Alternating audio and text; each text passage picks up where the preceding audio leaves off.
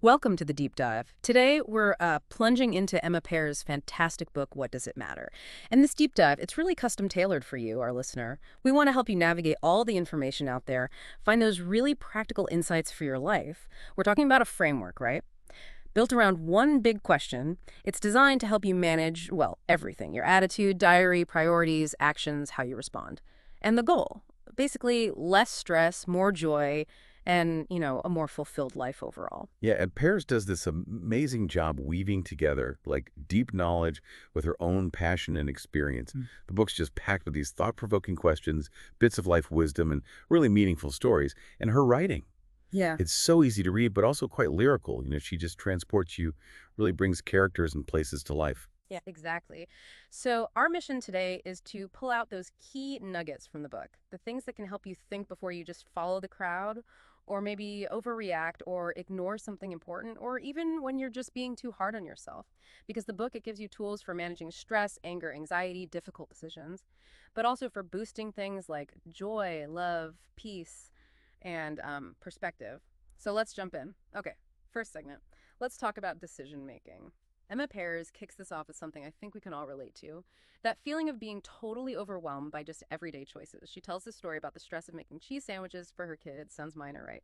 But that internal pressure to get it right, it's real. Oh, it absolutely is. And Dr. Caroline Leaf actually talks about this. She gives four main reasons we make bad or difficult decisions: tiredness, being distracted, extreme emotions, Mm. and having too many choices.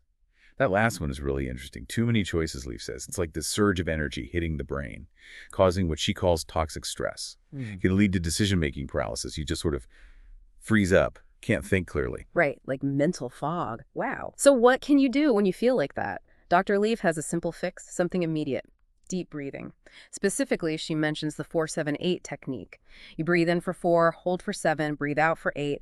Apparently, it actually lowers cortisol levels, helps your brain networks get back, in tune. And related to that is how you talk to yourself in those moments. Pears really pushes for compassionate self-talk. Basically, give yourself the same advice you'd give a friend in that situation.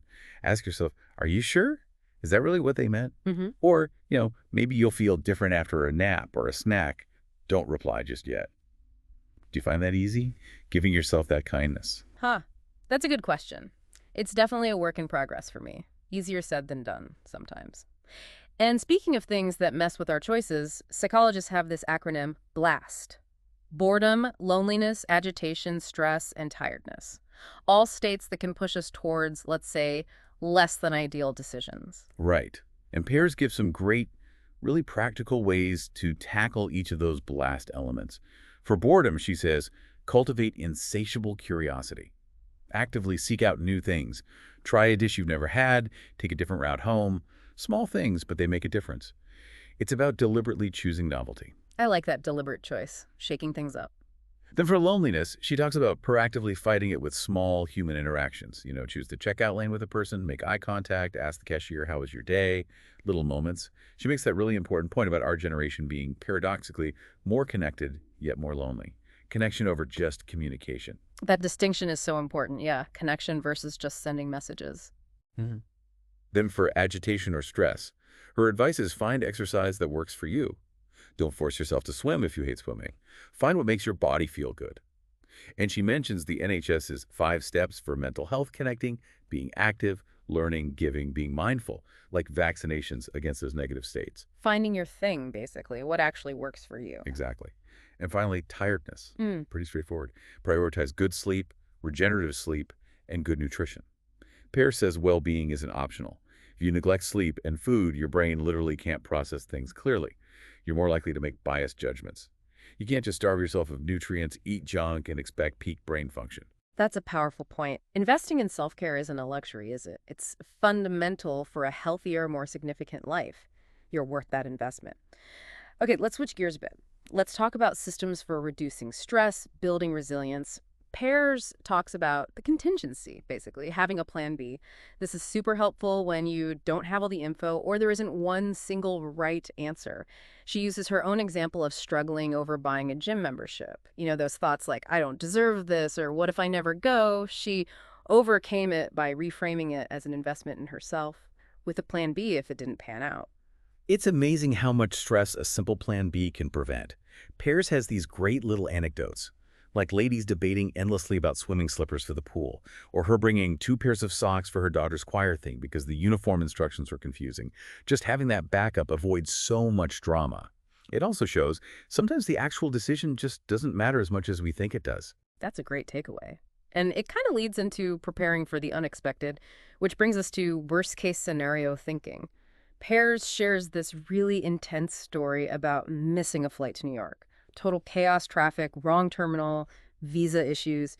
But visualizing the absolute worst thing that could happen, which was just missing the trip, actually helped her cope in the moment, deal with the shock, and then figure out what to do next. Yeah, and looking bigger picture, research actually shows we're way more resilient than we think. We adapt to bad stuff better than we predict we will. There's this idea from Gilbert about the psychological immune system. It helps us create what he calls synthetic happiness. That's the happiness you make when you don't get what you wanted. And he argues it's just as real, just as lasting as natural happiness, the kind you get when things go your way. Kind of takes the pressure off, doesn't it?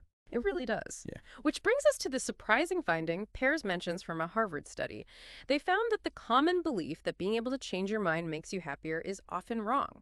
People in the study who couldn't change their choice ended up happier than those who could keep their options open. Suggests that maybe less commitment, always having an escape route, can actually cause more internal conflict. Sometimes it's better to just commit and make it work. Okay, let's shift now. Let's think about what does it matter? What I think. Pears uses this really powerful analogy from Russia, the 2 rivers. Imagine 2 rivers running by you. One's good to drink from, the other's polluted bad. She connects this to our thoughts. You are not your thoughts. Your thoughts aren't necessarily facts. So the question becomes, as she puts it, are you drinking stinking thinking? Are you choosing the river that's actually poisoning you? And a big part of that is which pockets of memories you choose to reach into each day. We all have both pockets, right? One with hurt, anger, regret, the other with joys, successes, precious moments. Our brains tend to dwell on the negative, but Pears reminds us it's an active choice. You have to consciously decide to pull out and relive the good stuff, which leads into a tough one. Forgiveness. Pears points out that holding on to unforgiveness can feel good, maybe even justified at first, but she calls it a wolf in sheep's clothing. Right. It slowly leads to bitterness, eats away at you. It's like choosing to stay in a bad place. Yeah, and the story she shares about Eva Kor, the Auschwitz survivor, is incredibly moving. Yeah. Kor chose to forgive Mengele, the man who tortured her and her sister. She talks about realizing she had the power to forgive. Right. It wasn't easy, it was a process, but ultimately it freed her. Which isn't to say anger isn't valid. Anger gives you data. The question is, what am I angry about? Use the data, don't let the anger consume you. And this ties into something very modern, how we often replace quiet reflection or even just rest with constant distraction.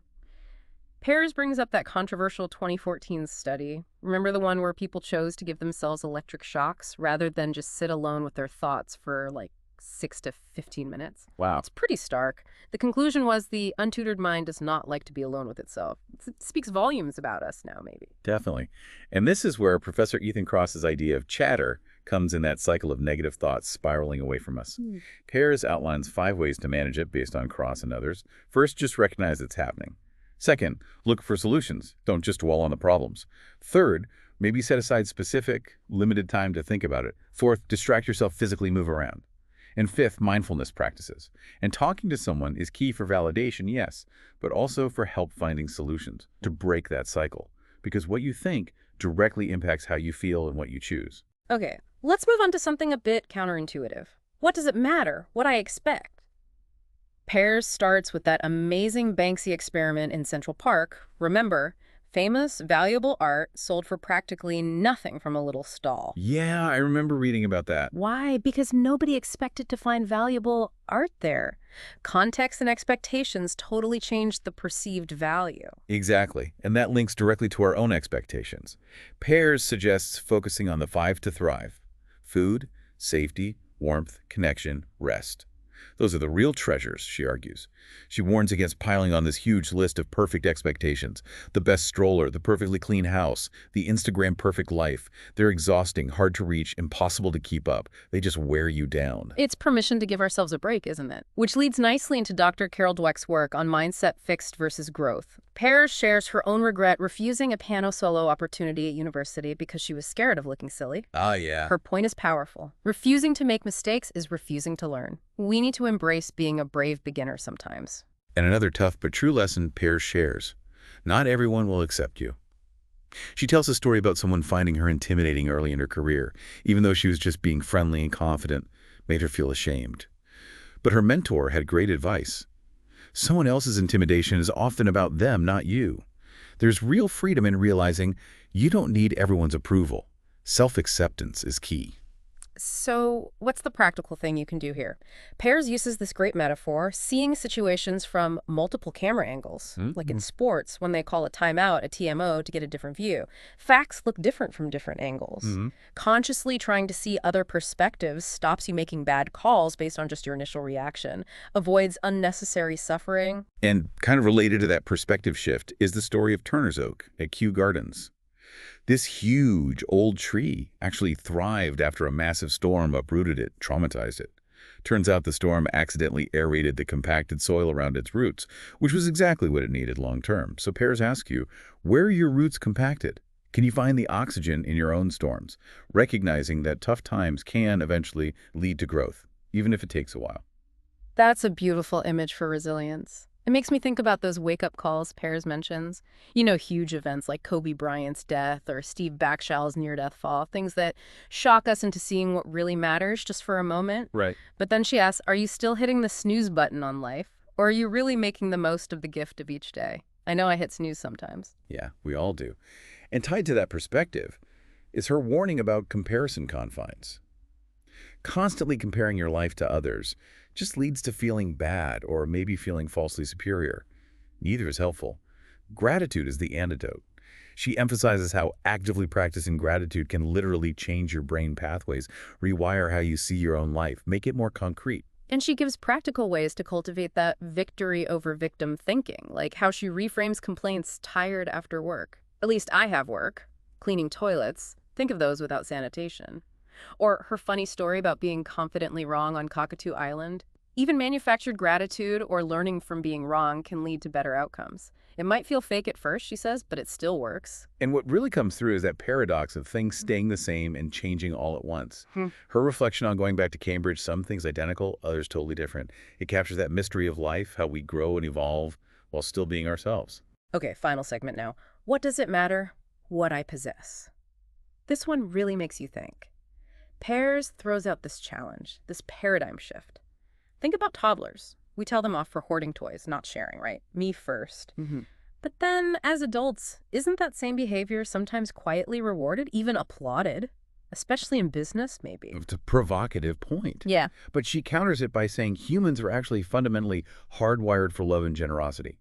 Our brains literally give us a feel-good hit when we help others. She points to organizations like Corliss doing radical generosity and how more companies are starting to think about profit, people, and planet. And then there's the blunt truth, the naked truth, as she calls it. We arrive with nothing, we leave with nothing. So she encourages us to think about the true cost of the things we buy, not just the price. What about the time, the energy, the mental space they take up? Which brings up the whole tidying thing. How do you deal with your stuff? Pears acknowledges different views. Marie Kondo's life-changing magic of tidying versus, say, Benjamin Franklin, who was apparently pretty messy. Her point is, there's no single right way dictated by Instagram or anyone else. It's about your choice, what works for you and your space. So how does this apply day to day?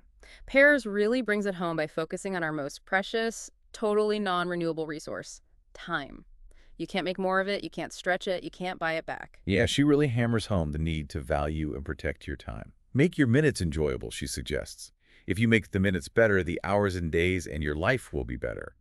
She mentions Professor Elizabeth Dunn's research showing happier people tend to value time over money. But ironically, we often don't use our money to buy more time, like paying for help with chores. Pears' advice: maybe consider doing less, doing it well, without guilt. And really, that brings us full circle back to the core question of the book. What does it matter? We've seen how asking this simple but really deep question can help cut through the noise, reduce stress, put things in perspective, whether it's tiny decisions or huge life stuff. Absolutely asking what does it matter regularly. It can genuinely guide you towards a life you feel good about, a life with fewer regrets, more joy.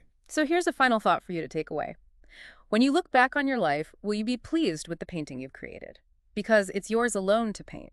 Life throws stuff at us, accidents, mistakes, tragedies. They leave marks, tears, indentations on the canvas. But it's your choice how you respond. Do you weave those difficult parts into something beautiful? Or do you leave those areas blank, afraid to paint near the damage? We really encourage you, our listener, to take this question, what does it matter? And see what power it holds in your own life.